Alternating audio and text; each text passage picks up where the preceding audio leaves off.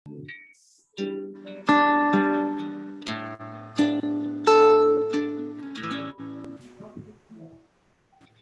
hiasi kehidupanku dengan kemurahan-Mu. Kau rancangkan masa depanku penuh dengan harapan.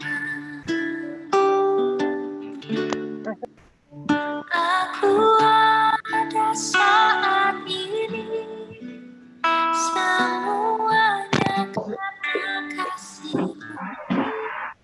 Aku hidup hari ini, semua berkat kemurahan-Mu.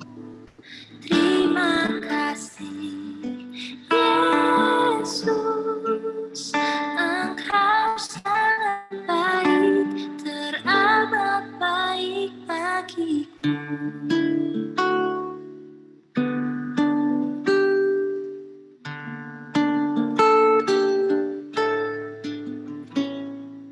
Kau hiasi kehidupanku dengan kemurahan-Mu.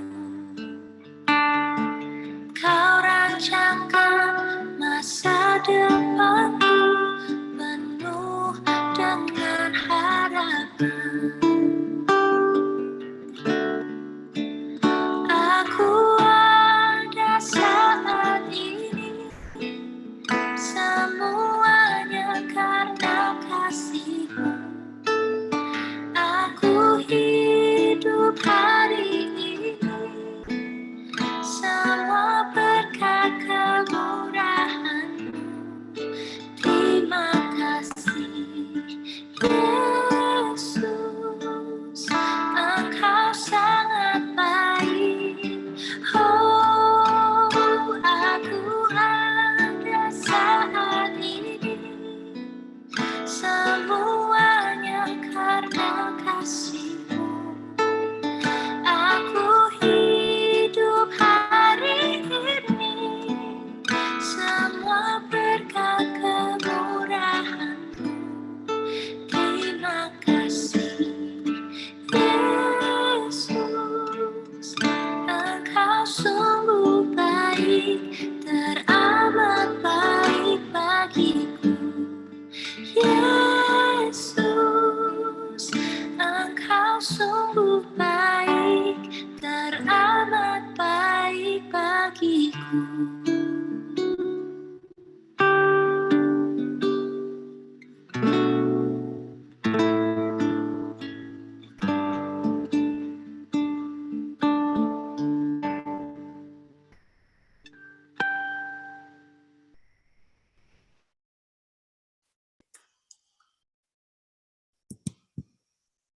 Yuk, kita English. dulu ya.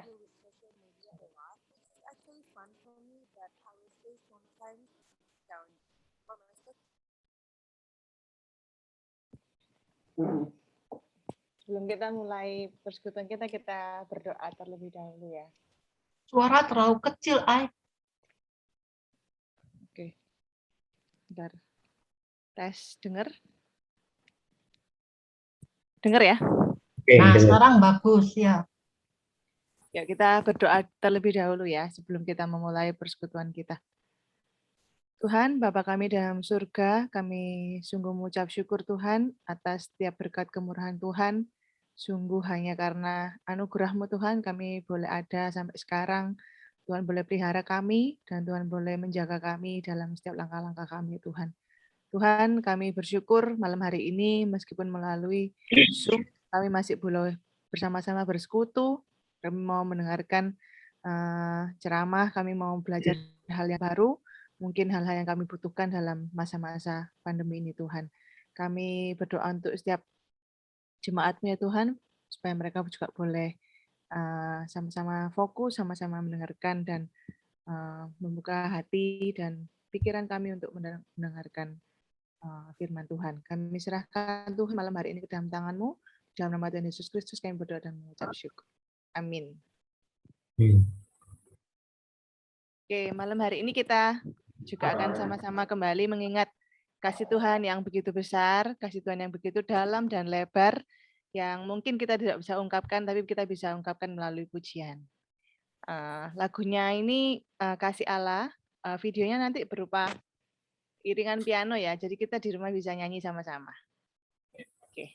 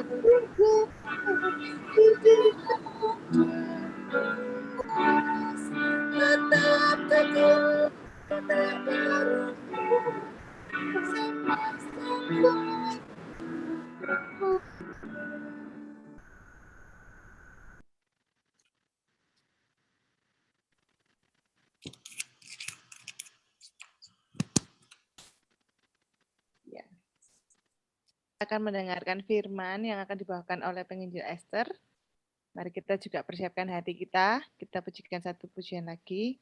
Bapa Surgawi.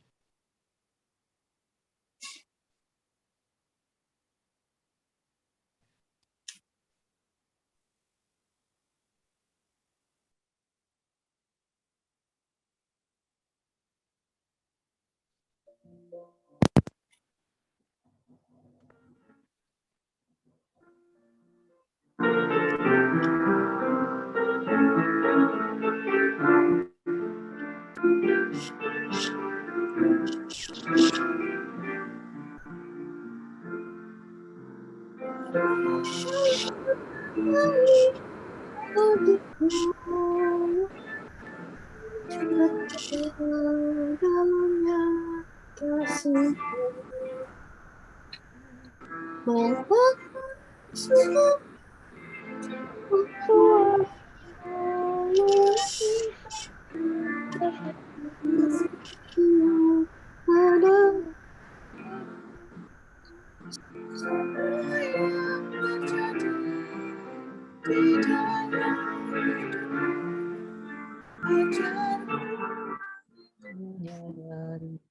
kau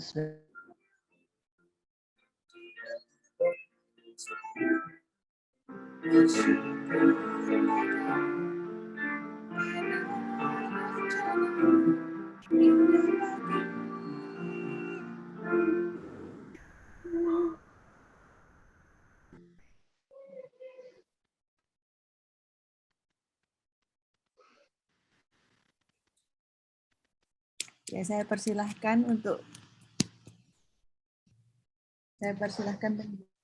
menyampaikan firman Tuhan. Selamat malam, Bapak Ibu sekalian. Apakah suara saya terdengar? Jelas Oke. ya. Terima kasih. Bagaimana kabarnya Bapak Ibu? Baik. Senang Baik, ya. baik. Ya. PPKM-nya udah makin turun ya. Ya. Bisa ke mall, Bu? Belum. Dan saya dengar tadi hari Minggu ini mulai kebaktian onsite Pak Edi ya. Ya. Tuh. Iya benar Bu. Ya. Oke, puji Tuhan. Di tempat saya juga di KI Bromo Malang rencananya minggu ini juga mulai onsite. Nah, kita sama-sama kita sama-sama berdoa supaya ini udah landai dan udah ya berhenti nggak naik-naik lagi ya. Ya. Supaya kita bisa beribadah Bapak Ibu sekalian. Oke, saya bersyukur untuk kesempatan malam hari ini bisa bertemu kembali dengan Bapak Ibu dari Komisi Pria dan Wanita IKA Elion. Bersyukur untuk kesempatan ini diberikan untuk saya berbagi. Mari sebelumnya kita sama-sama masuk dalam doa ya. Bapa di dalam surga, hati kami penuh dengan ucapan syukur dan sukacita melihat dan mengalami bagaimana Tuhan memeliharakan hidup kami. Belum semua persoalan COVID bisa teratasi, tapi kami bersyukur kalau memang kasusnya sudah semakin melandai. Kami juga tidak tahu seperti apa nanti ke depannya, tapi kami tahu satu hal, Tuhan memelihara kami sampai hari ini. Tuhan menjagai kami sampai hari ini. Tuhan memberikan kepada kami kesempatan untuk bersekutu kembali bersama juga pada malam hari ini. Terima kasih ya Tuhan untuk pemeliharaan-Mu bagi kami semuanya. Berkati waktu malam hari ini ketika kami sama-sama mau mempelajari tentang kebutuhan dasar manusia. Mohon Tuhan yang menolong kami untuk kami bisa belajar bersama-sama dan memahami apa yang Tuhan mau juga untuk kami lakukan. Terima kasih Bapak, jam ini kami serahkan ke dalam tangan-Mu. Tuhan tolong pakai hamba-Mu dengan segala kelemahannya untuk Tuhan yang memberkati dan memakainya untuk menjadi berkat bagi kami semuanya. Saya berdoa dan bersyukur dalam nama Tuhan Yesus Kristus. Amin. Oke, saya izin share screen ya. Sudah kelihatan Pak Edi? Ya, sudah muncul Bu. Oke.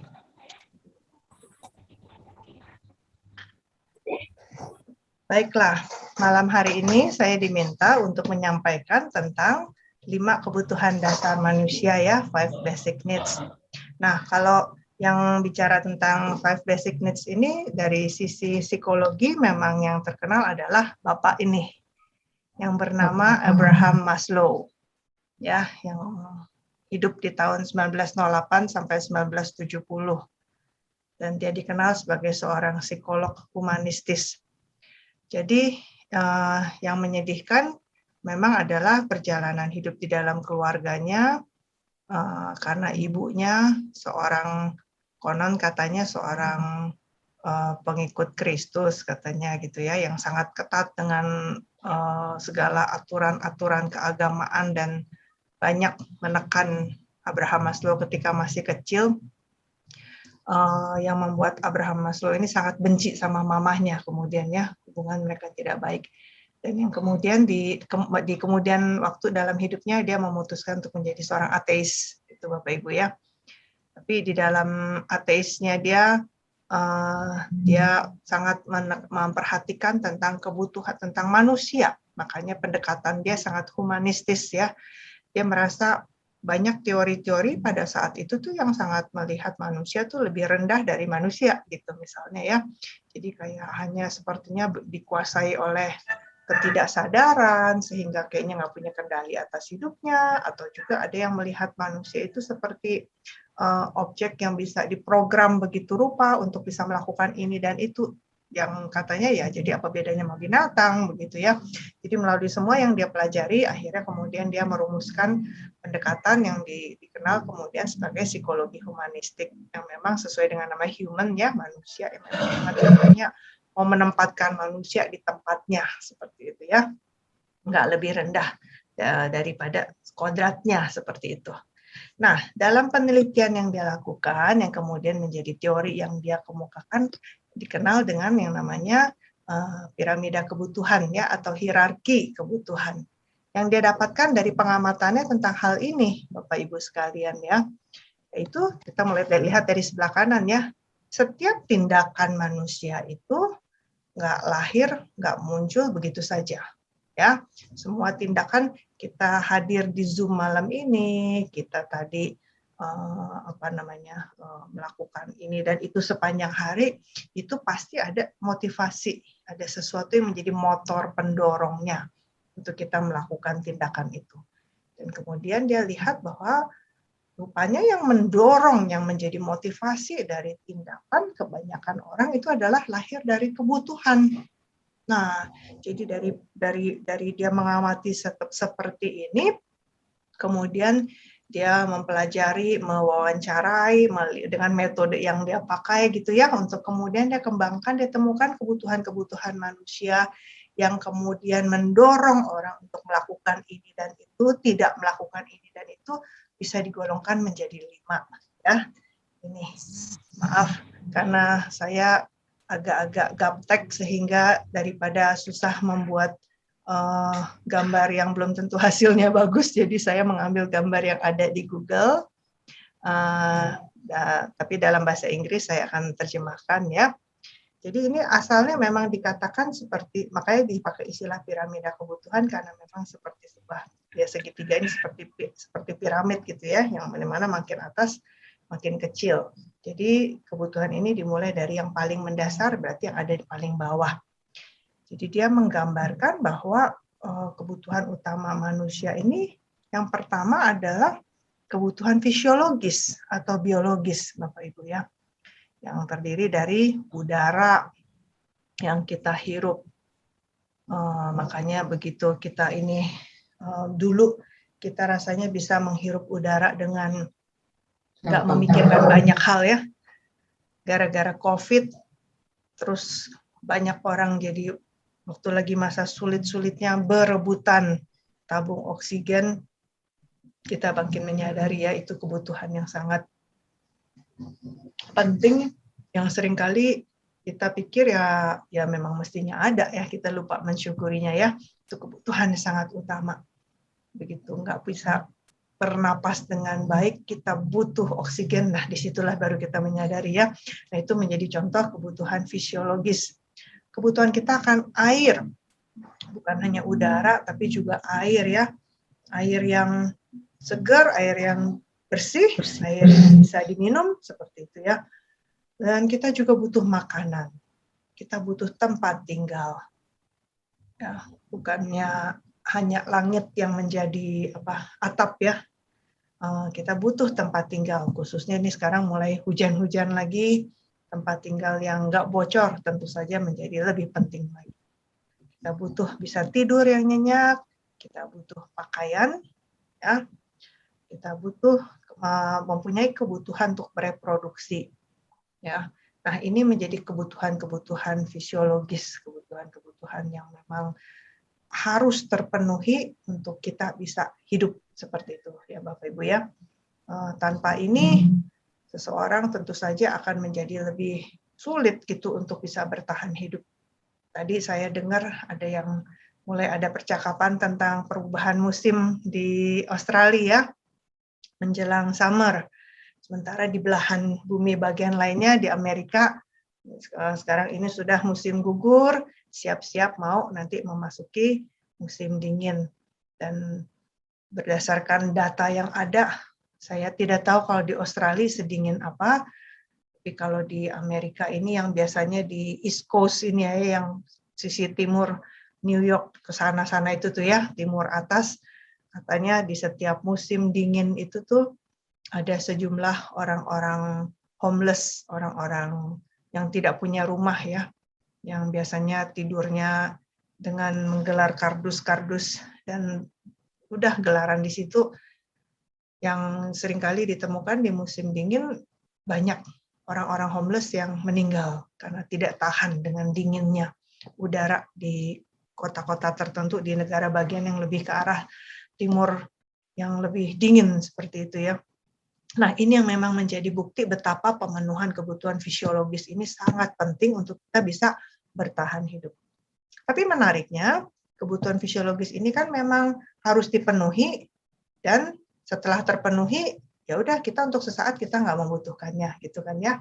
Kita lapar, kita makan, habis makan kenyang, untuk sementara kita nggak butuh makanan, nggak rasanya, bahkan kalau misalkan memang makan lagi, kita bisa rasanya belenek ya, nggak kepengen makan. Tapi waktu kita bilang sekarang kebutuhan saya sudah terpenuhi, kan untuk sekarang aja ya. Nanti berapa jam kemudian memang sudah waktunya makan, kita sudah lapar lagi, kita butuh makan lagi. Demikian pula dengan kebutuhan kita akan air untuk kita minum dan sebagainya. Kebutuhan kita untuk tidur, pagi-pagi bangun kita merasa sudah cukup tidur, tapi nanti pada waktunya kita butuh untuk tidur lagi. Jadi ini kebutuhan yang terus berputar ya, terpenuhi, tapi nanti butuh lagi, terpenuhi, nanti butuh lagi, dan ini kita membutuhkannya untuk kita bisa hidup. Demikian pula dengan ini ya, kita butuh rumah yang aman. Karena itu ketika misalnya kita bisa bayangkan di saat, saudara-saudara, di saat COVID lagi tinggi-tingginya, dulunya mungkin kita tidak berpikir tentang distancing ya, nggak berpikir tentang jarak segala macam, sehingga rasanya nggak juga mungkin tidak bersyukur ketika, mungkin kurang bersyukur ketika misalnya katakanlah kita ini punya rumah yang lumayan besar, karena kita merasa justru lebih sering mengeluh ketika nggak punya mbak, aduh capek nyapu ngepelnya gitu kan ya. Tapi ketika ternyata masa COVID ini kita butuh untuk lebih banyak di rumah, nggak ketemu orang, mungkin kadang-kadang malah bahkan ada anggota keluarga yang harus isoman. Nah, kita baru melihat ya, benar-benar kebutuhan space di rumah juga sesuatu yang penting. Nah, kita bisa bayangkan, mungkin ada orang yang punya rumah, tapi rumahnya kecil, kumpulnya di situ-situ saja, makanya kemarin banyak problem ya, isoman-isoman, yang melakukan isoman, tapi yang di rumahnya hanya segitu, mau nggak mau akhirnya pada ketularan, sehingga akhirnya pemerintah mengatakan harus isoter, seperti itu ya. Nah, ketika jadi Mas, maaf saya mundur sedikit, Abraham Maslow mengatakan dalam piramida ini, bilang makanya nih kebutuhan fisiologis itu paling besar, jadi paling bawah itu paling besar itu, ya katakan ini mesti terpenuhi dulu, ya, walaupun bukan terpenuhi 100%, dia katakan 80-85% terpenuhi, sudah lumayan untuk kemudian orang akan naik ke kebutuhan berikutnya, yaitu kebutuhan akan rasa aman. Ya, kebutuhan akan rasa aman ini meliputi rasa aman secara pribadi. Artinya apa? Artinya ketika kita pergi-pergi, kita juga nggak merasa was-was. Ketika kita pergi, kita tahu kita nggak diikutin orang, kemungkinan untuk dirampok, kemungkinan untuk dibegal, nggak ya, kita merasa aman. Kita juga merasa aman ketika kita punya pekerjaan, ya, kita punya sumber-sumber. Ketika kita memang misalnya membutuhkan bantuan, perlu ini itu, kita tahu kita pergi kemana. Ini safety ya, kebutuhan akan kesehatan, akan properti, ini lebih kepada sebuah tabungan seperti itu ya, rasa aman. Nah, saudara-saudara, kita bisa bayangkan tadi kalau ketika saya katakan bahwa ketika kebutuhan fisiologis belum terpenuhi, orang belum naik ke rasa aman. Ini kembali kalau kita lihat contohnya di masa COVID ini, ketika PPKM ini kan ya, atau pada waktu yang pertama kali di tahun lalu itu, kita tidak tahu ini akan berlangsung berapa lama, rakyat kecil katanya mulai menjerit-jerit ya, ini gimana? Mungkin memang nggak mati karena COVID, tapi karena mati kelaparan. Nah itu saudara-saudara ya, makanya banyak orang yang tetap beredar-beredar susah untuk mengikuti aturan PPKM, karena apa? Karena butuh uang. Makanya pasar tetap rame, dikatakan hanya boleh berapa persen, orang nggak peduli ya, yang menjual aja kadang-kadang nggak pakai masker, mungkin memang dia belum menyadari pentingnya safety ini, yang dia pikir adalah hari ini saya dapat uang untuk menghidupi keluarga saya dapat uang untuk bisa masak, dapur tetap ngebul, itu ya. Ketika kebutuhan fisiologis belum terpenuhi, orang nggak akan mikir tentang keamanan. Jadi yang penting saya bisa punya uang untuk bisa Lebaran beli baju dulu deh, seperti itu ya. Makanya jadinya berdesak-desakan di pasar-pasar sampai akhirnya habis Lebaran COVID-nya naik lagi. Jadi tidak berpikir tentang safety, yang dipikirkan adalah kebutuhan fisiologis. Nah, Bapak Ibu, ketika kemudian Maslow mengatakan kalau memang kebutuhan akan rasa aman ini sudah terpenuhi, lumayan, sekali lagi nggak penuh ya, orang baru akan naik mempunyai rasa kebutuhan akan rasa dikasihi dan dimiliki. Jadi kalau orang masih berjuang dengan kebutuhan fisiologis, kebutuhan yang fisik ini tadi ya, boro-boro memikirkan tentang keamanan, boro-boro juga memikirkan tentang merasa dikasihi dan dimiliki, seperti itu ya. Jadi di dalamnya sini adalah kebutuhan akan persahabatan, kebutuhan akan keintiman, keluarga, ada koneksi ya. Makanya ini untuk berteman ini menjadi satu problem di dalam masa pandemi ini. Kalau yang sebelumnya model temenannya adalah harus ketemuan, ya kita ketemu di gereja, tiba-tiba nggak boleh ke gereja. Tapi ya kita bersyukur kita masih punya Zoom ini Bapak Ibu ya, sehingga kita masih tetap bisa menikmati pertemanan, kita tetap bisa kontak dengan keluarga yang walaupun jauh. Tadi ini ada keluarga yang di Australia ya, saya dengar ya, masih bisa kontak sama-sama. Kita bersyukur akan teknologi yang ada. Karena ini menjadi kebutuhan kita untuk punya koneksi. Tetap rasanya saya ini punya teman untuk dicari, saya tetap jadi teman untuk dicari. Nah, ini penting bagi kita. Nah, kemudian juga kepengen punya anak, punya pasangan, punya anak, untuk menjadi bukan hanya di dalam keluarga, tapi juga menjadi bagian dari lingkungan masyarakat, perkumpulan di gereja mungkin ya, menjadi bagian dari negara, seperti itu.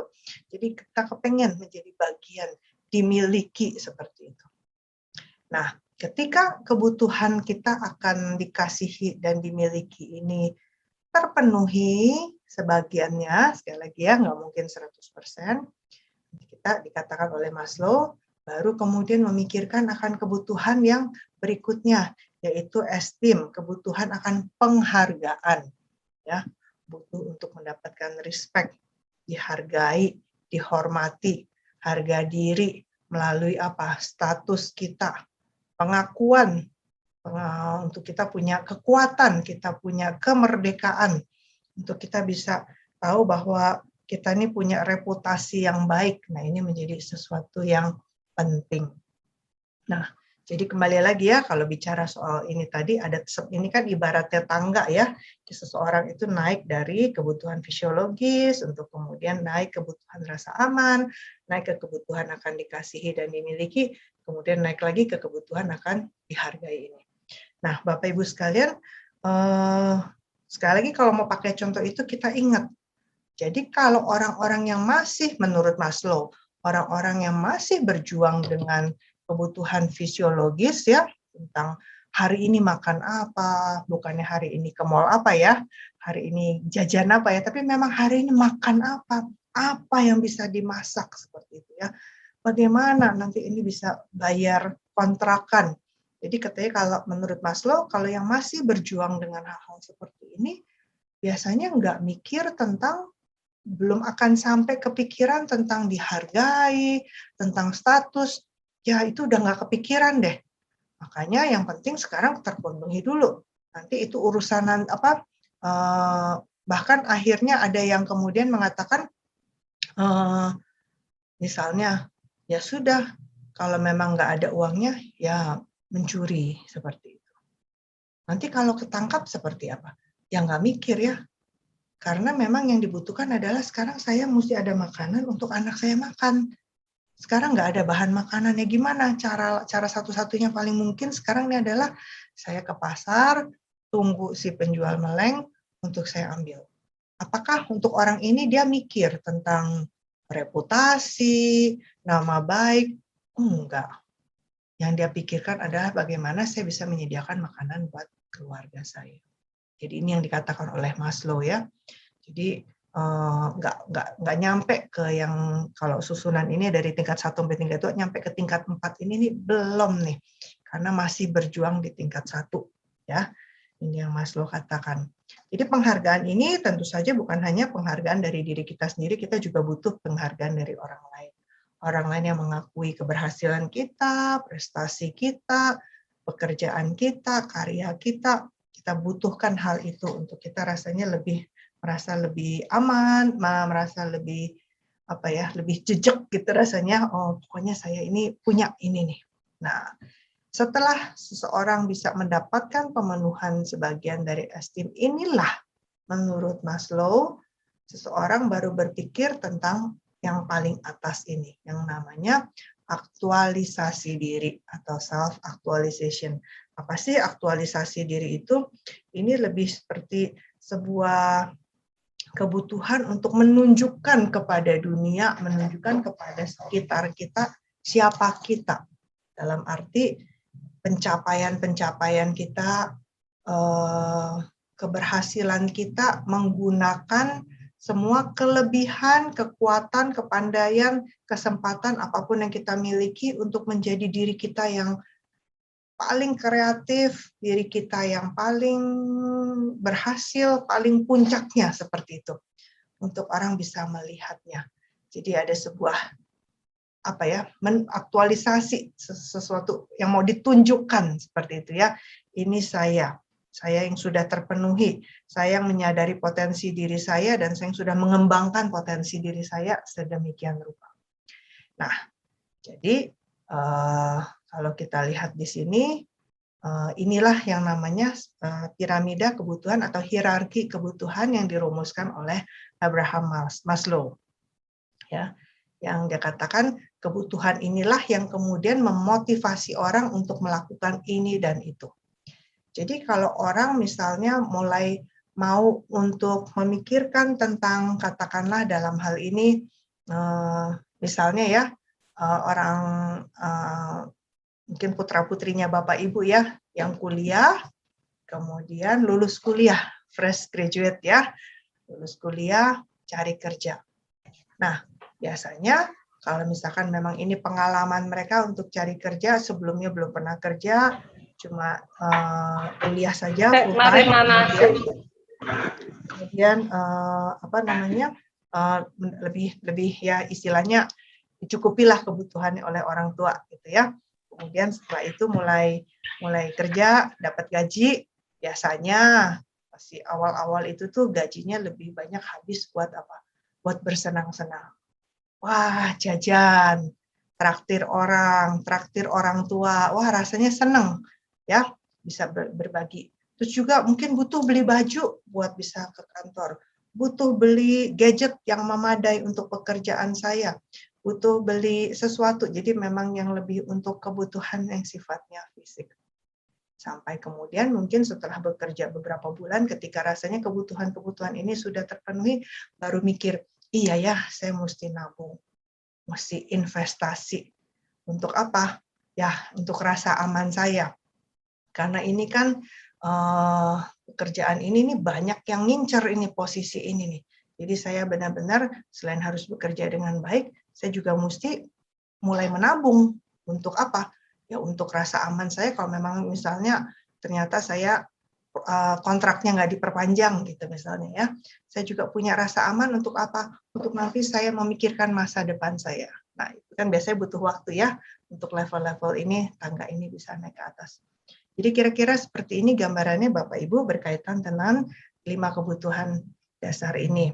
Nah, kalau di masa pandemi dan masa-masa sekarang ini ada beberapa yang membuat gambaran baru tentang piramida ini disesuaikan dengan kondisi kekinian ya, yaitu ini nih. Ya, ditambah dengan yang di bawahnya ini ya, artinya yang lebih penting daripada makanan, air dan sebagainya adalah WiFi. Dan kadang-kadang bahkan yang di bawahnya itu lebih penting lagi adalah baterai.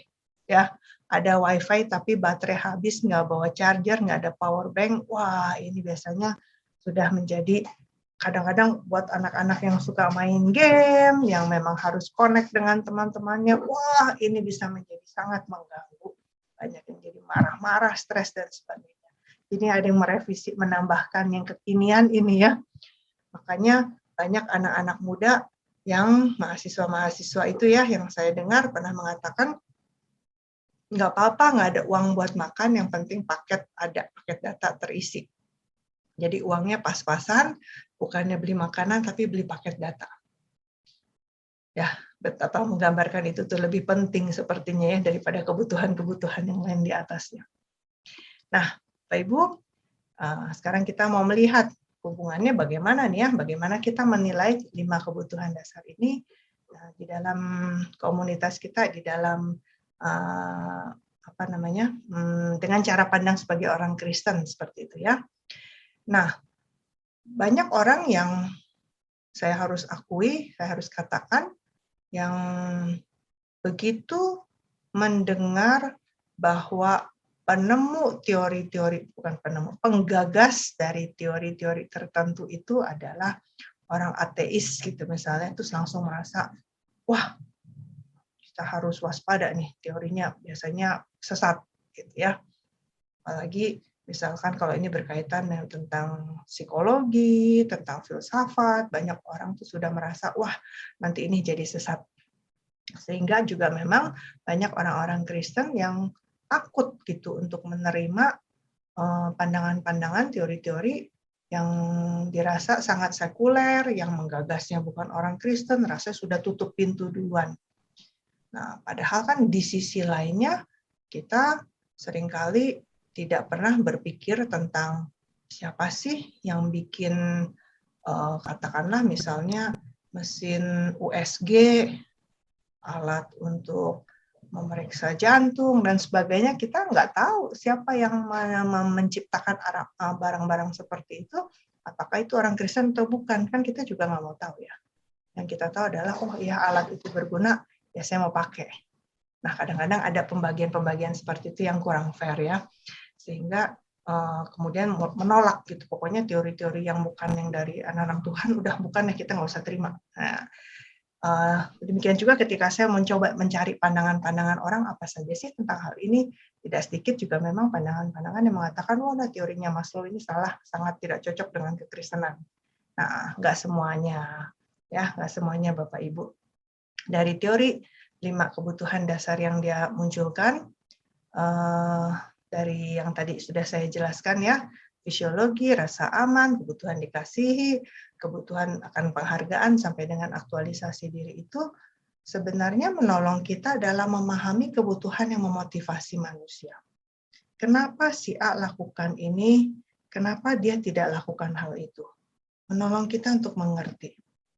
Memang ada kalanya ya nggak semuanya itu juga dilakukan pasti karena ini. Bisa kita mungkin pikir, wah mungkin dia begini karena kebutuhan ini, tapi ternyata enggak juga. Tapi paling enggak kita jadi mulai bisa lebih peka melihat, iya ya, kenapa seseorang melakukan ini, atau sebaliknya kita pikir orang ini mestinya begini, kok dia tidak melakukan hal itu. Terus kita jadi mulai bisa lebih memahami.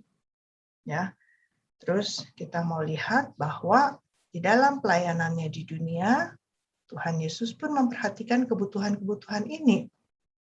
Kalau kita bisa ingat bagaimana di dalam kitab-kitab Injil menggambarkan Tuhan Yesus memberi makan orang-orang yang kelaparan. Itu kan kebutuhan fisiologis ya. Tuhan tidak bilang pada saat itu, yang penting kalian mendengarkan pengajaranku. Kalian nggak butuh lagi makanan.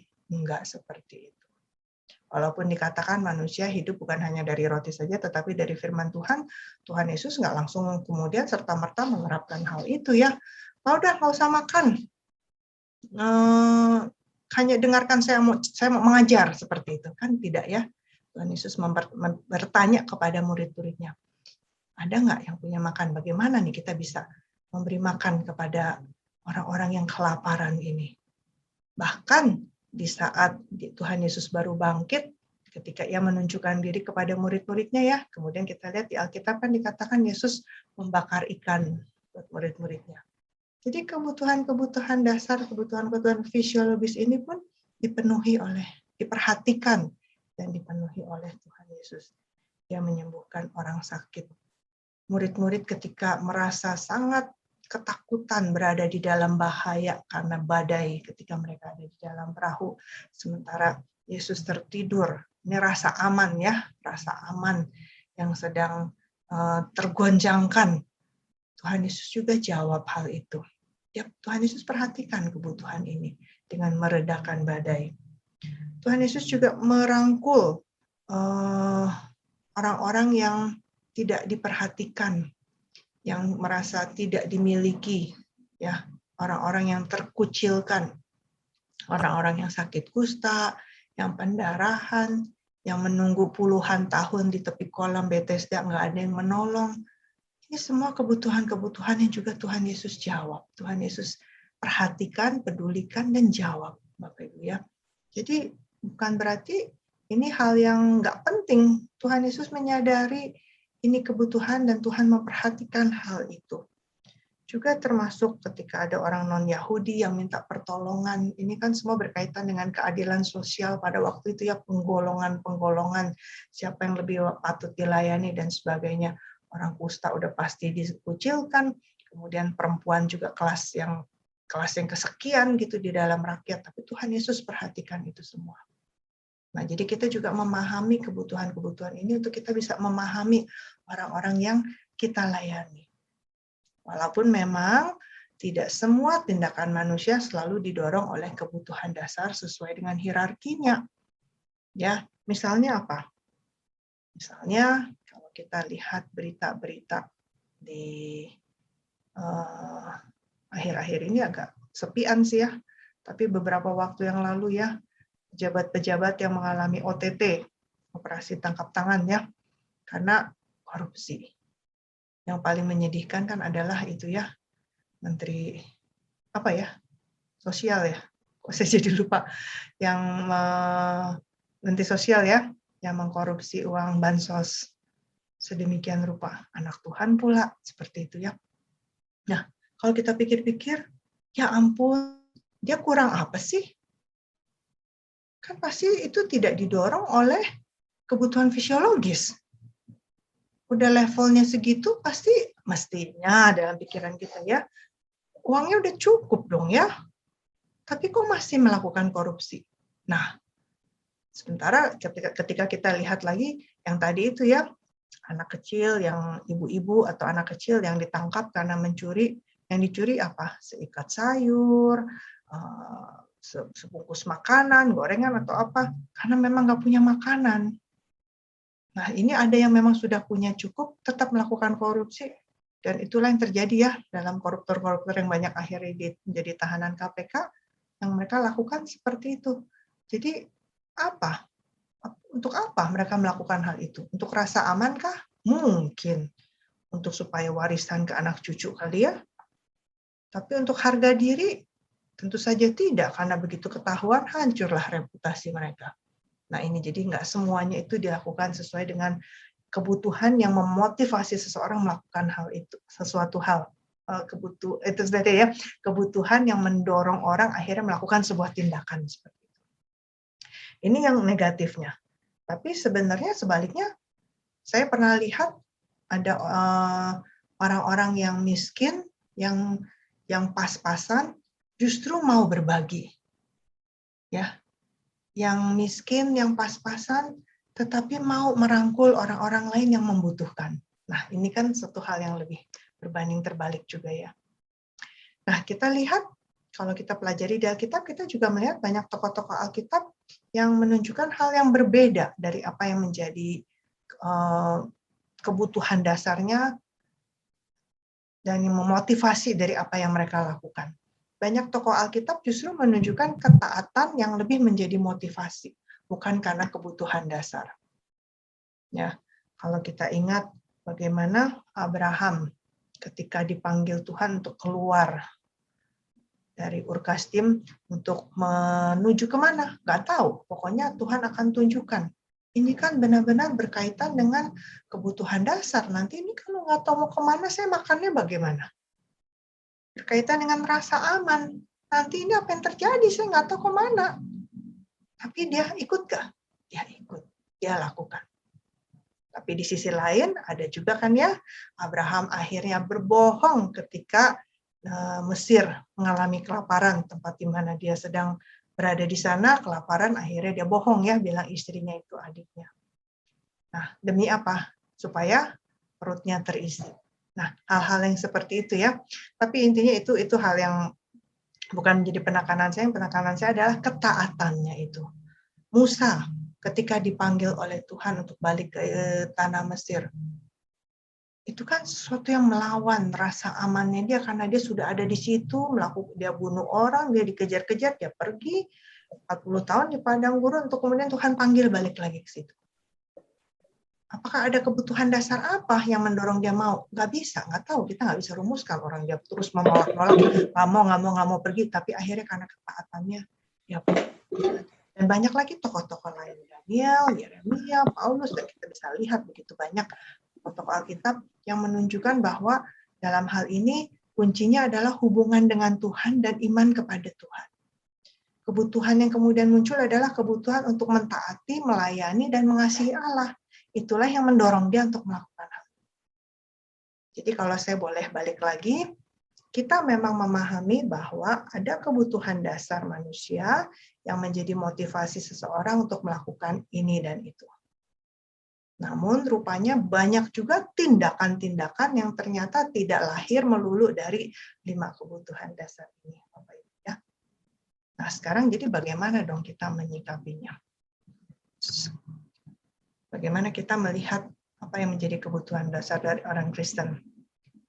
Terlepas dari 5 kebutuhan dasar yang kita percaya memang kita butuhkan, kita miliki, kita diingatkan bahwa sebenarnya kebutuhan yang paling dasar lagi di bawah dari semuanya itu adalah bukannya wifi atau baterai, tapi relasi dengan Allah. Relasi dengan Allah melalui karya keselamatan yang dilakukan oleh Yesus Kristus. Keselamatan yang dia berikan yang membuat kita juga bisa punya hubungan dengan Allah. Hubungan yang tadinya terputus oleh dosa, kemudian diperdamaikan kembali melalui Tuhan Yesus. Jadi dengan demikian, bagi kita orang-orang Kristen sebenarnya kebutuhan yang paling mendasar itu adalah kebutuhan spiritual, bukan kebutuhan fisiologis. Tapi bukan berarti kita bilang kita nggak butuh makan ya, tentu saja tidak seperti itu. Dalam hal ini, ketika kita bicarakan kebutuhan yang paling mendasar adalah kebutuhan spiritual, adalah bagaimana kita bergantung kepada Tuhan yang sanggup memenuhi kebutuhan-kebutuhan kita. Ya, dan ketika kita mengikuti Tuhan, maka kebutuhan lain pun akan terpenuhi secara lengkap hanya di dalam Tuhan.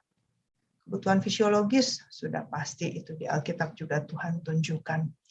Bagaimana 40 tahun bangsa Israel keliling-keliling di padang gurun, Tuhan sediakan kebutuhan fisiologis mereka.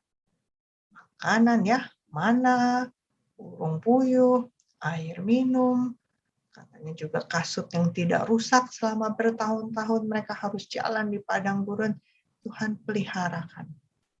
Jadi Tuhan tidak tinggalkan.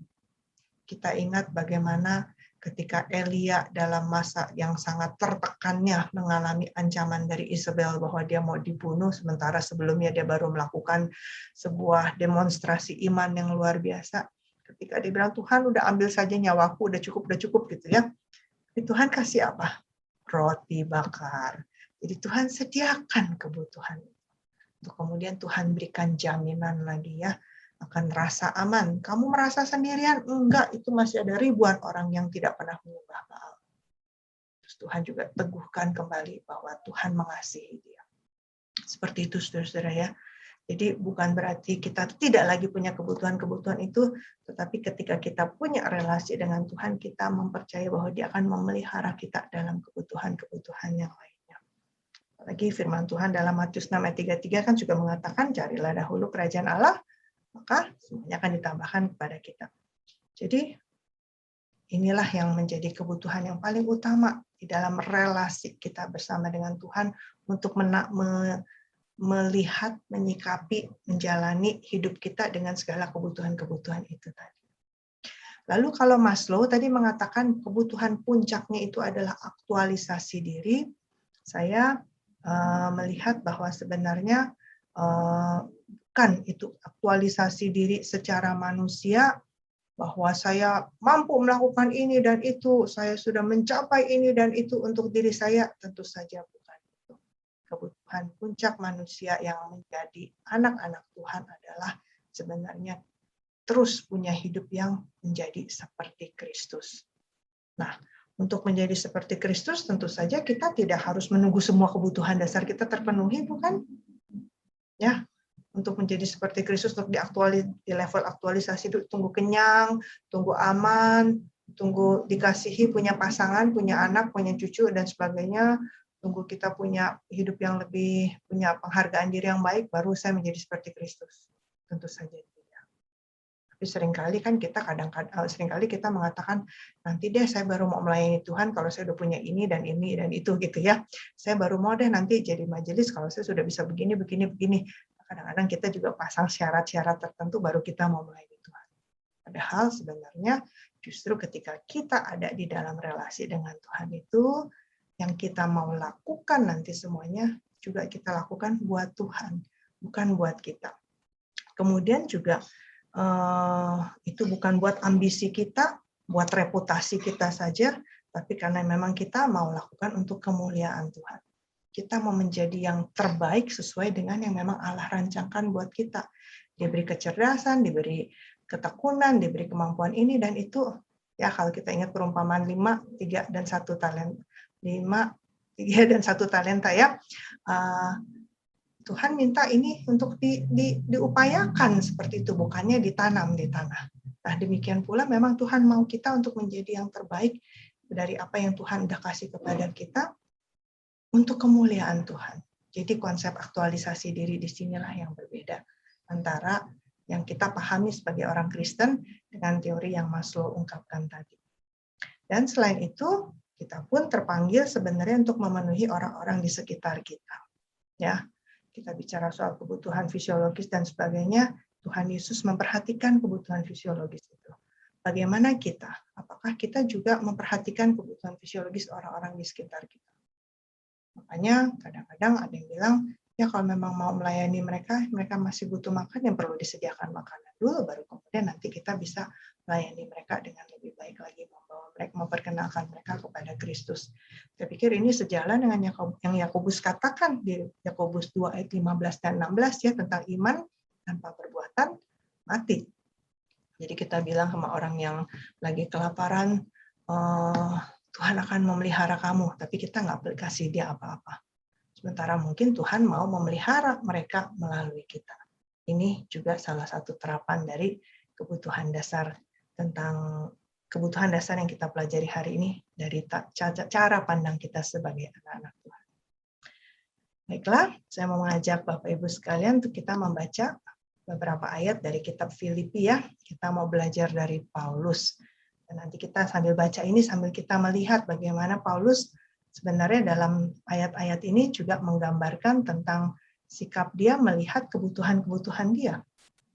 Ya, kita baca sama-sama dengan pelan-pelan. Bapak Ibu di rumah juga baca dengan bersuara ya. Filipi 4 ayat 10 sampai 20. Aku sangat bersukacita dalam Tuhan bahwa akhirnya pikiranmu dan perasaanmu bertumbuh kembali untuk aku. Memang selalu ada perhatianmu, tetapi tidak ada kesempatan bagi. Kukatakan ini bukanlah karena kekurangan, sebab aku telah belajar mencukupkan diri dalam segala keadaan. Aku tahu apa itu kekurangan, dan aku tahu apa itu kelimpahan. Dalam segala hal dan dalam segala perkara, tidak ada sesuatu yang merupakan rahasia bagiku, baik dalam hal kenyang maupun dalam hal kelaparan, baik dalam hal kelimpahan maupun dalam hal kekurangan. Segala perkara dapat kutanggung di dalam Dia yang memberi kekuatan kepadaku. Namun baik juga perbuatanmu bahwa kamu telah mengambil bagian dalam kesusahanku. Kamu sendiri tahu juga, hai orang-orang Filipi, pada waktu aku baru mulai mengabarkan Injil, ketika aku berangkat dari Makedonia, tidak ada satu jemaat pun yang mengadakan perhitungan hutang dan piutang dengan aku selain daripada kamu. Karena di Tesalonika pun kamu telah 1-2 kali mengirimkan bantuan kepadaku. Tetapi yang kuutamakan bukanlah pemberian itu, melainkan buahnya yang makin memperbesar keuntunganmu. Kini aku telah menerima semua yang aku perlu daripadamu, malahan lebih daripada itu. Aku berkelimpahan, karena aku telah menerima kirimanmu dari Epaphroditus, suatu persembahan yang harum, suatu korban yang disukai, dan yang berkenan kepada Allah.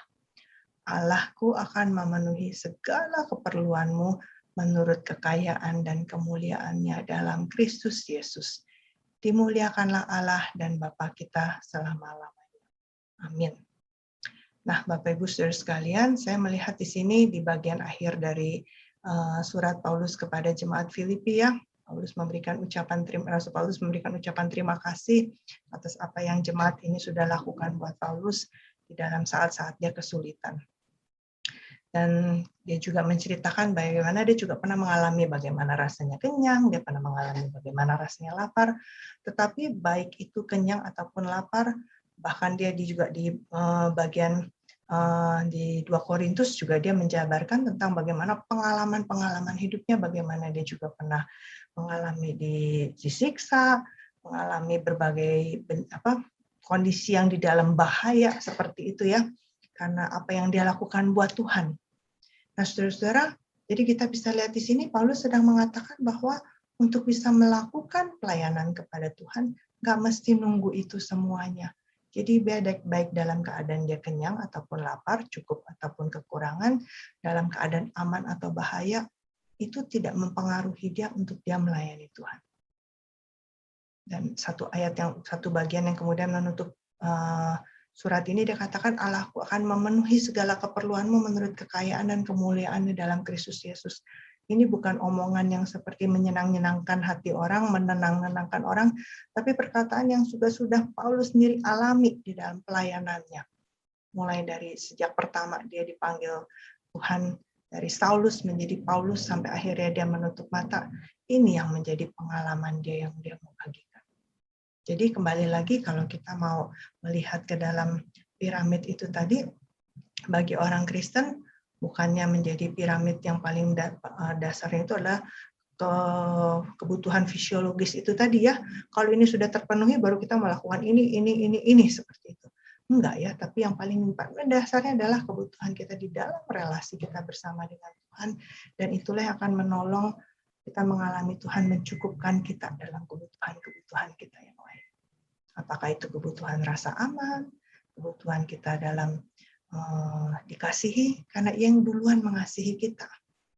Dia yang sudah bukan hanya mengasihi, tapi memberi nyawanya buat kita. Kebutuhan akan penghargaan. Sebenarnya kita tidak layak, tapi Dia melayakkan kita.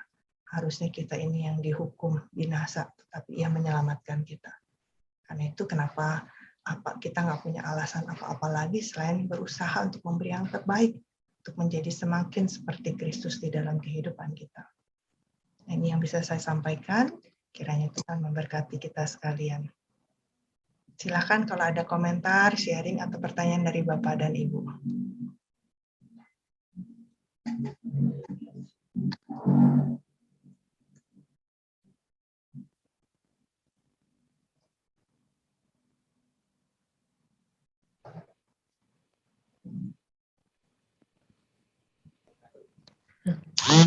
Terima kasih untuk firman yang dibawakan. Kita akan masuki sesi tanya jawab bagi Bapak dan Ibu yang ingin menanyakan pertanyaan, boleh ditulis di kolom chat atau boleh langsung dinyalakan mic-nya, langsung bertanya juga boleh.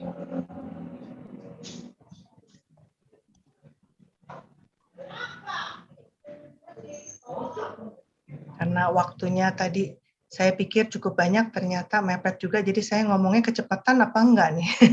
Semoga tidak terlalu cepat dan bisa dipahami Bapak Ibu sekalian ya. Kalau ada yang kurang dipahami, boleh silahkan bertanya, dengan senang hati kita akan mendiskusikannya Bapak Ibu.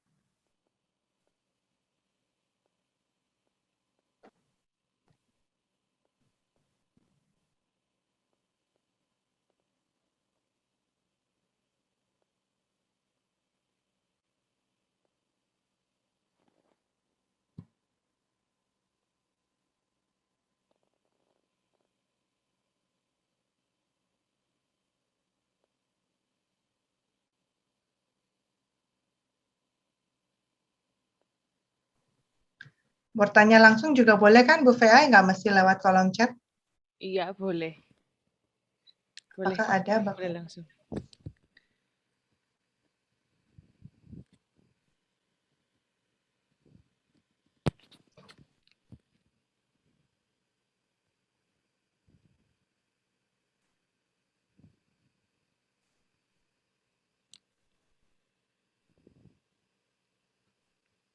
Silahkan kalau ada yang mau menanggapi.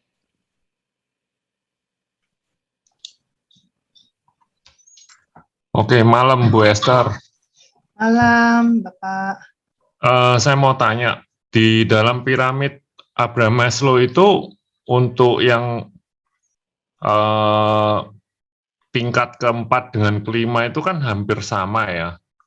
Dan untuk menilainya itu apakah dari diri kita yang menilai atau orang lain yang menilai? Oh, oke. Saya munculkan dulu piramidnya ya. Terima kasih Pak. Maaf saya nggak kelihatan Bapak siapa ini tadi yang bertanya Pak ya? Oh, saya Hutono Bu. Oh ya Pak Hutono. Iya.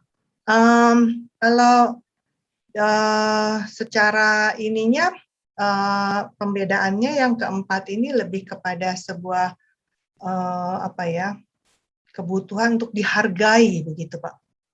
Kebutuhan untuk mendapatkan penghargaan, jadi masih dihargai. Nah, Maslow katakan kalau orang sudah sampai yang di level 5 itu tuh, dia udah nggak mikirin begituan lagi, yang dia pikirin adalah bagaimana dia butuh untuk bisa memunculkan semua yang dia miliki semaksimal-maksimalnya, begitu Pak. Jadi, berarti kalau dari penilaian orang Bu ya? Kenapa Pak? Berarti berdasarkan penilaian orang ya? Justru kalau yang orang sudah sampai di level yang kelima ini udah nggak mikir lagi Pak, nggak mikir dia dihargai atau diterima atau gimana, udah nggak mikir, yang dia pikirkan adalah dia berkarya, menjadi sekreatif mungkin, seproduktif mungkin. Jadi kalau orang yang masih melakukan itu atas dasar butuh dihargai, berarti dia masih di level 4 kalau menurut Maslow Pak. Oh oke. Jadi udah intinya sudah melewati fase butuh dihargainya itulah. Itu seseorang yang sudah mencapai aktualisasi diri. Makanya memang ini segitiganya makin kecil, puncaknya memang orang yang mencapai ini juga lebih sedikit.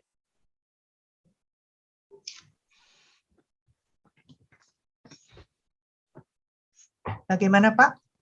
Jadi self actualization ini bukan istilahnya lebih bersifat ya.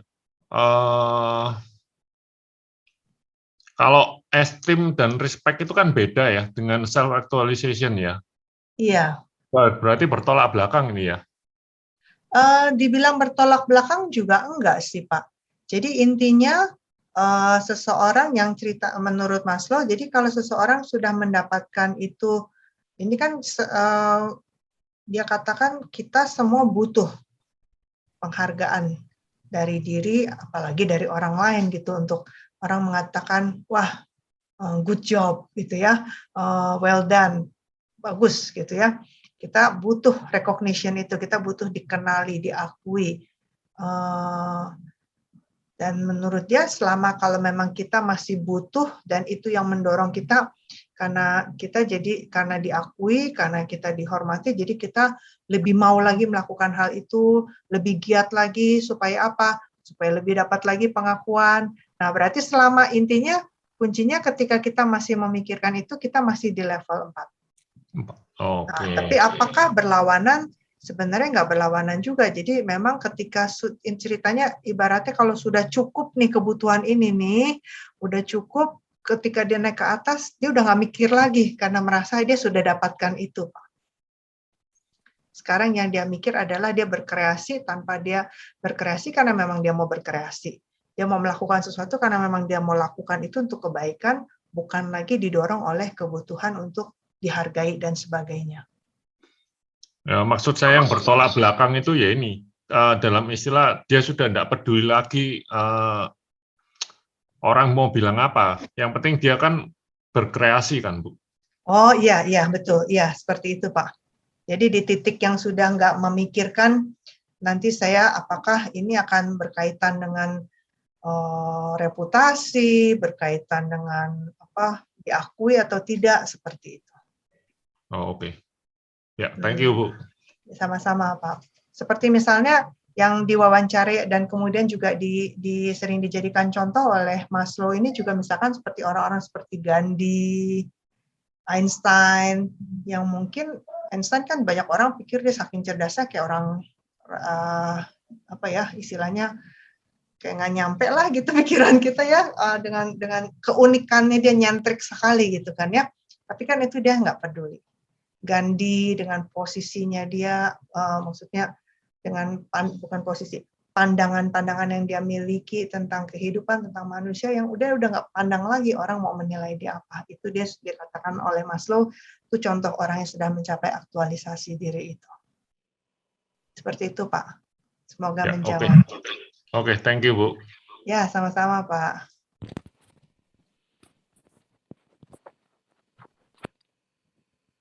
Bu Esther, saya cuma menanggapi ya, kayak piramida tadi itu kan bukan berarti itu cara pandang yang harus kita ini kan, itu kan cuman kayak view dari Abraham Maslow kan. Seharusnya kan kita melihat dengan cara kebutuhan dasar orang Kristen yang tadi kan ya, betul ya? Iya Bu, ya. View itu, teori ini menolong kita untuk kita bisa memahami. Iya, memang banyak orang melakukan ini itu ya didasari oleh hal itu. Seperti yang tadi saya bilang, untuk kita memahami kenapa nih orang kok bandel banget disuruh pakai masker ini yang di pasar, segala macam susah ya. Karena memang mereka belum merasa rasa aman itu sebagai isu. Mereka tetap merasa punya itu, butuh duit. Nah itu jadi menolong kita untuk memahami orang kenapa bertindak ini dan itu, kita punya gambaran. Dan memang kita merasa kebutuhan kita memang seperti itu kan ya, kita punya kebutuhan-kebutuhan itu. Namun, sebagai anak Tuhan, kita melihat dengan cara yang berbeda. Itu tadi sih, Bu.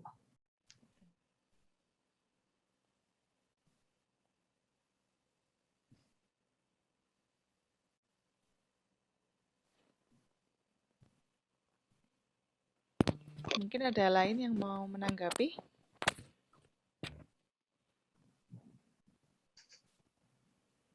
Malam Bu Esther. Malam, ya, Pak. Ya, saya Pak Hengki ya.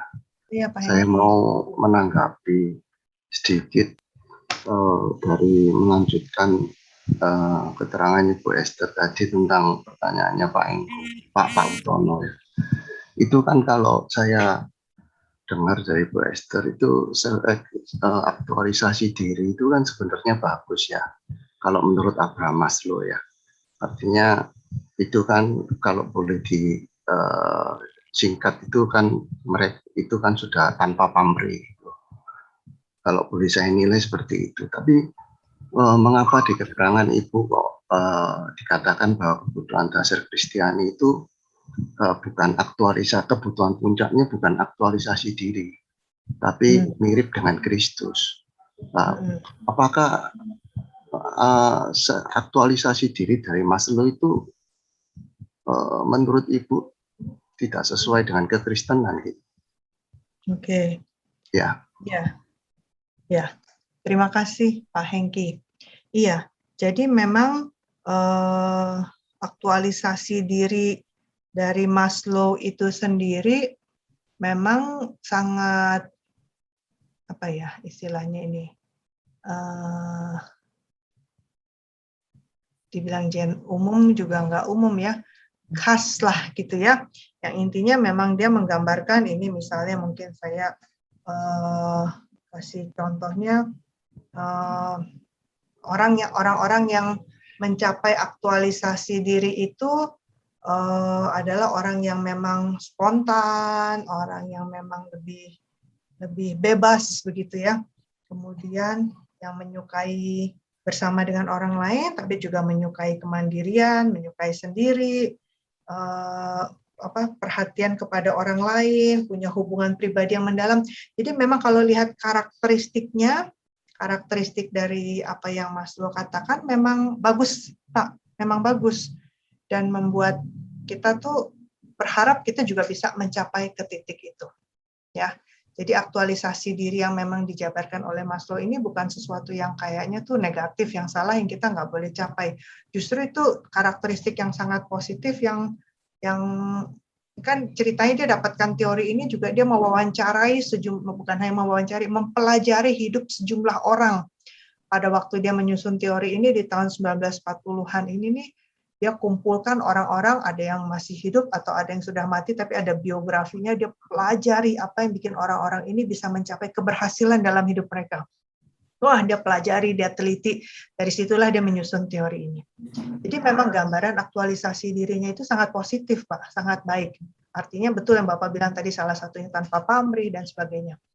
Hanya karena titik berangkatnya ini adalah dari pendekatan humanisme, ya, humanistik tadi itu ya, yang memang sangat menekankan kepada kemampuan atau potensi manusia, yang memang sangat intinya tuh menekankan kepada kekuatan kita sendiri, pencapaian kita sendiri. Semuanya berfokuskan kepada kita sebagai manusia. Jadi inilah yang tadi saya kontraskan, Pak. Tentu saja kalau memang kita mempunyai yang puncaknya ini yang kita tuju, yang kita cari sebagai orang Kristen menjadi seperti Kristus, tentu saja mestinya jauh melebihi yang ini dong ya, karakteristik yang dia gambar. Jadi bedanya kalau yang teori Maslow ini memang karena pendekatan yang humanistik tadi memang sangat menekankan kepada kemampuan manusia. Ya, pendekatan humanistik ini kan meyakini semua manusia pada dasarnya baik. Semua manusia punya kemampuan. Sementara kan Roma 3 ayat 23 mengatakan semua manusia telah berdosa dan telah kehilangan kemuliaan Allah. Jadinya ini yang membedakannya sih Pak, titik kita mau kemananya dalam, kalau memang kita pakai aktualisasi diri itu pencapaian kita pribadi atau yang memang mau menjadi seperti yang Kristus mau bagi kita pribadi lepas pribadi. Begitu sih Pak Hengki. Apakah cukup menjawab? Iya, cuma mungkin perlu diperjelas kalau kebutuhan puncaknya itu ada di mirip seperti Kristus, berarti kan ada kelebihan yang lebih dari aktualisasi diri ini. Mungkin Ibu bisa jabarkan yang seperti bagaimana gitu, supaya kita ini kan mengetahui, karena standar aktualisasi diri itu sebenarnya kan sudah termasuk bagus sekali gitu loh bagi kita yang manusia ini ya, yang normal gitulah ya bagi kita kan. Dan itu menurut saya juga sudah tidak menyalahi gitu ya, tidak menyalahi firman Tuhan juga gitu. Tapi kan Ibu menekankan itu lebih gitu ya, artinya mirip dengan Kristus. Ya, kita ini diharapkan lebih dari aktualisasi diri. Pernyataan Ibu itu kan mirip seperti Kristus. Nah, mungkin bisa dijabarkan mirip seperti Kristus yang melebihi aktualisasi diri itu seperti apa? Oke. Mungkin ini salah satu contoh yang dekat di kehidupan saya sehari-hari karena saya mengajar di STT Saat ya Pak ya, adalah melihat kesaksian-kesaksian mahasiswa dan kesaksian-kesaksian hamba-hamba Tuhan ya di dalam perjalanan pelayanan mereka. Yang banyak kan yang memang sebenarnya sudah diperhadapkan dengan sebuah yang ada di depan mata ini nih, jalur yang akan membawa kepada keberhasilan menurut manusia, misalnya gitu Pak ya, dengan pendidikannya, kemudian dengan karirnya, ya kalau memang mau dijalanin terus nih udah siap untuk menuju kepada aktualisasi diri menurut manusia, ya, siap di puncak karir dan sebagainya, tetapi yang kemudian di satu titik dalam hidupnya dia meresponi panggilan Tuhan untuk menjadi hamba Tuhan. Jalur yang tentu saja sangat tidak populer kalau dibandingkan dengan pilihan karir yang ada di depan mata. Tapi tidak sedikit yang memang meresponi panggilan Tuhan itu dan memang meninggalkan karir, meninggalkan keberhasilan yang sudah di depan mata, bahkan ada yang memang sudah ada di dalam level keberhasilan itu dilepaskan untuk kemudian mengambil jalur untuk melayani Tuhan secara full time karena itu yang dia yakini Tuhan panggil dia. Nah, jadi itu contohnya sih Pak yang memang yang secara manusia rasanya aduh dikit lagi tuh kamu udah sampai di level yang aktualisasi diri loh dengan apa yang kamu miliki, itu udah sampai di puncak kan, kita pikirannya kan itu ya, puncak keberhasilan, kesuksesan. Tetap saja nggak bisa lepas gitu dari manusia untuk melihat seseorang yang sudah mencapai aktualisasi diri. Tetapi karena dia tahu bukan itu yang Tuhan mau, tapi Tuhan panggil dia untuk hal yang lain dan dia pilih itu. Yang buat pandangan manusia adalah kebodohan.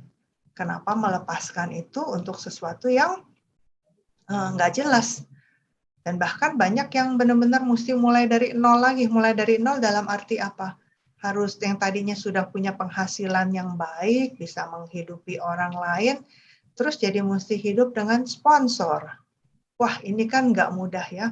Tapi bagi mereka, karena mereka memenuhi panggilan Kristus dalam hidupnya, mereka merasa ya mengalami itu yang tadi saya katakan ya, Tuhan cukupkan dalam kebutuhan-kebutuhan mereka, akan kebutuhan fisiologis, kebutuhan akan rasa aman, dan sebagainya di dalam perjalanan hidup mereka. Jadi, mungkin itu contoh yang sehari-hari saya lihat, yang saya dengar seperti itu Pak ya. Jadi ketika memang kita mau mengikut Tuhan dengan itu tadi ya, dengan kerinduan mau menjadi seperti Kristus, dan kemudian misalkan memang ada hal lain yang Tuhan mau kita lakukan di dalam aktualisasi diri kita itu, adakah kita mau ngikutin itu atau tetap yang mau pakai pandangan manusia? Kalau dengan penggambaran seperti ini bagaimana Pak Hengki? Ya, itu lebih memperjelas Bu. Jadi saya jadi bisa membedakan. Ya, terima kasih Bu Esther. Sama-sama Pak Hengki.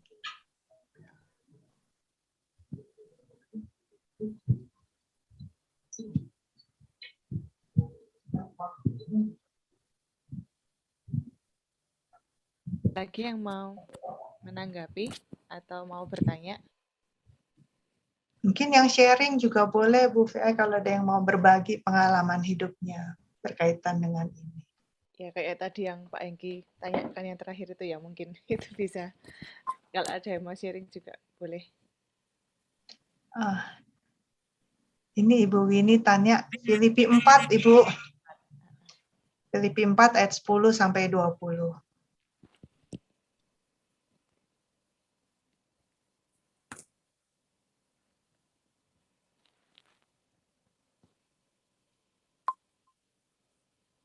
Sama-sama.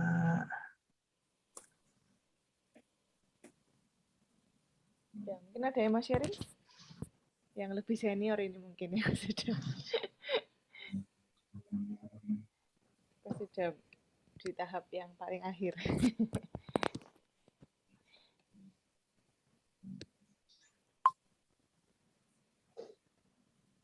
Iya, mungkin pengalaman mengikut Tuhan yang membuat Bapak Ibu membuat pilihan yang berbeda begitu, ada nggak Bapak Ibu?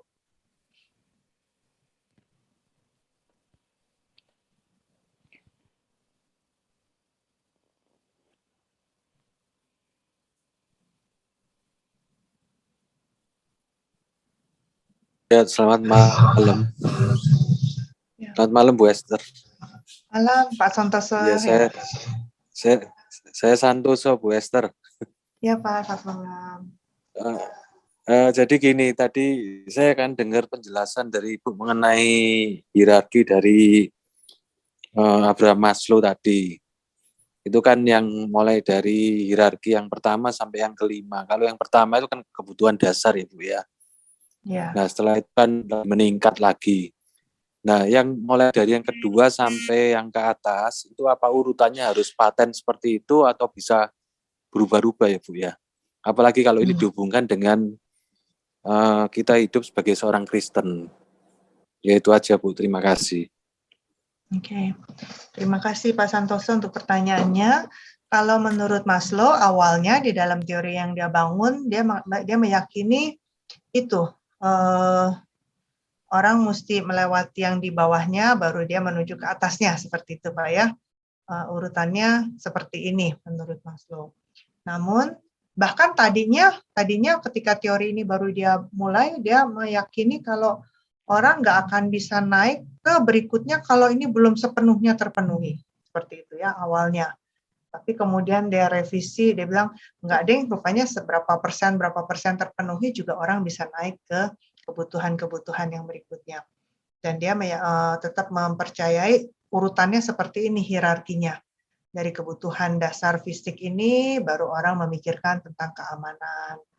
Dari mungkin tadinya hanya merasa yang penting punya rumah, kontrak nggak apa-apa deh, tapi akhirnya mulai pikir ini kalau kontrak-kontrak terus nanti untuk anak bagaimana ya, baru mulai memikirkan safety, untuk mungkin mulai harus investasi, beli rumah, nyicil dan sebagainya, misalnya seperti itu. Ini kan berkaitan dengan rasa aman. Ketika sudah mulai punya rumah, orang kerja, tadi saya pakai contoh orang kerja ya, setelah udah punya uang yang cukup, baru mungkin berpikir, baru memberanikan diri untuk melamar, atau bersama dengan pasangannya memikirkan tentang pernikahan, atau memikirkan tentang punya anak, seperti itu. Dan terusnya ya, naik. Jadinya kalau menurut Maslow, seperti itu Pak, dengan level tingkatan-tingkatannya. Tapi kemudian juga dalam perkembangannya, dia merasa bahwa, oh rupanya yang kemudian dalam perjalanannya, orang nggak mesti mentok di sini, terus misalkan di bagian ini ya, dikasihi dan dimiliki ini, love and belonging ini, rupanya orang nggak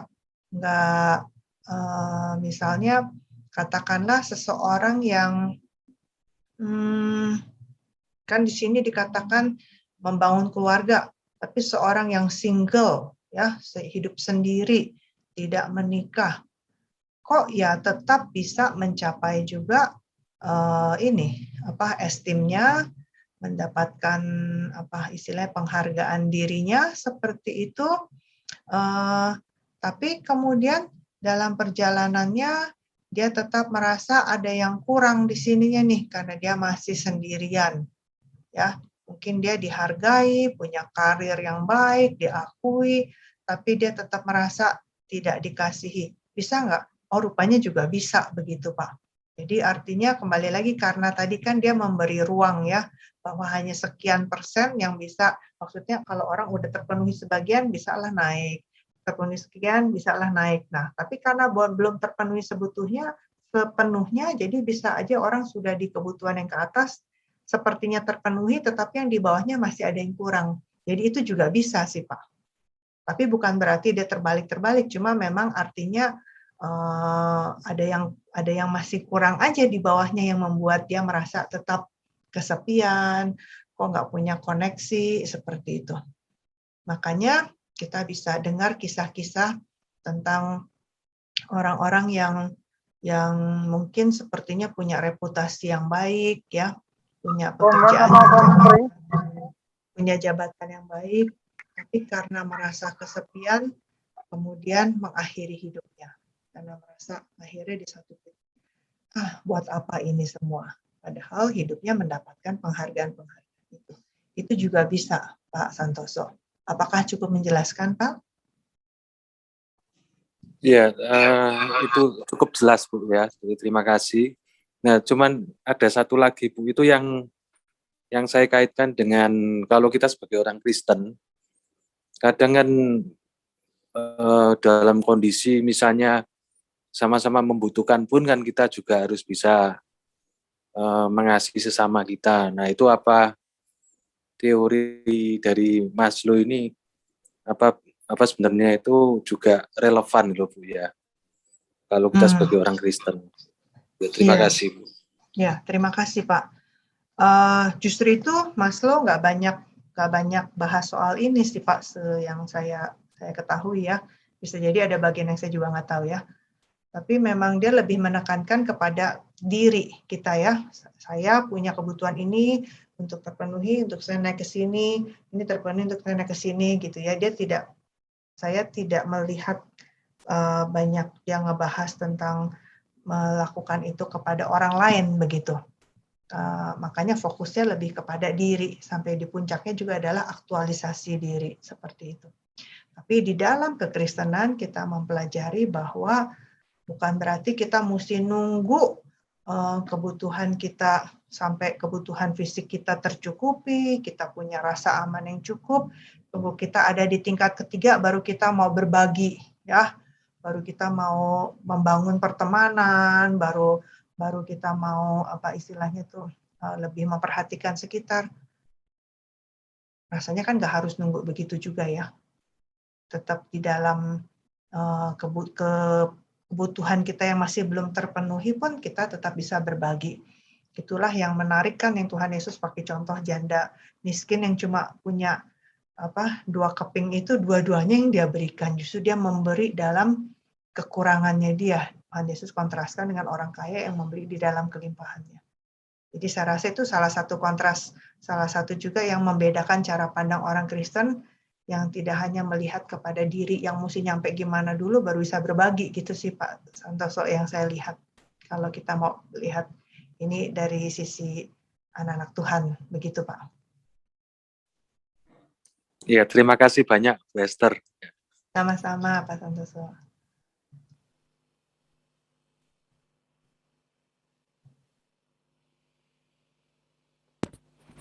Oke, karena waktu kita sudah habis ya. Mungkin sebelum kita tutup ada pengumuman dari Pak Edi.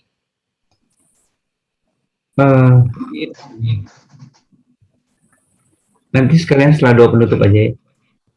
Oh, setelah doa penutup aja ya.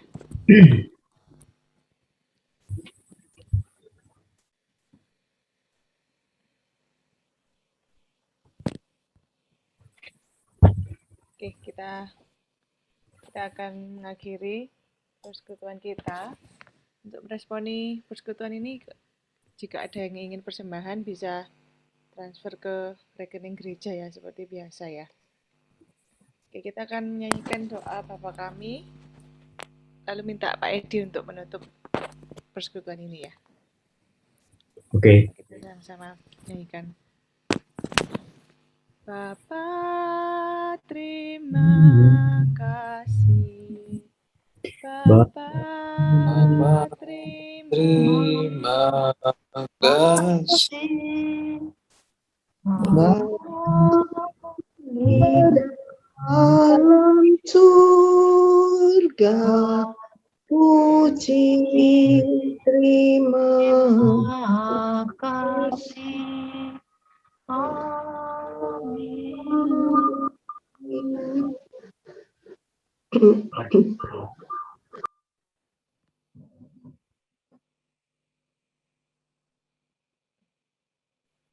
Mari kita berdoa.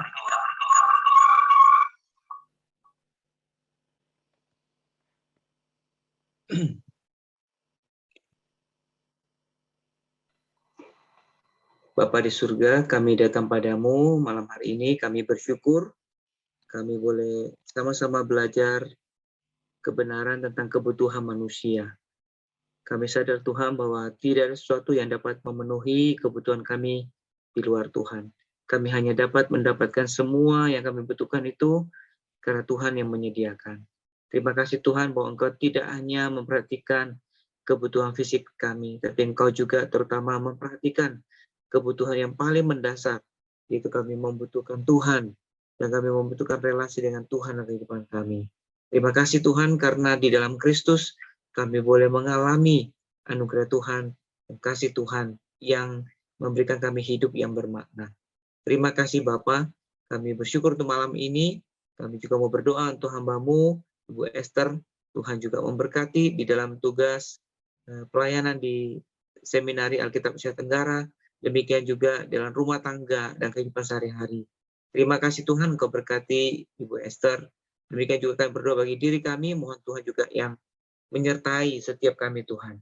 Sebentar kami akan berpisah satu dengan yang lain, mohon Tuhan juga menyertai dengan sukacita dan pertolongan dari Tuhan.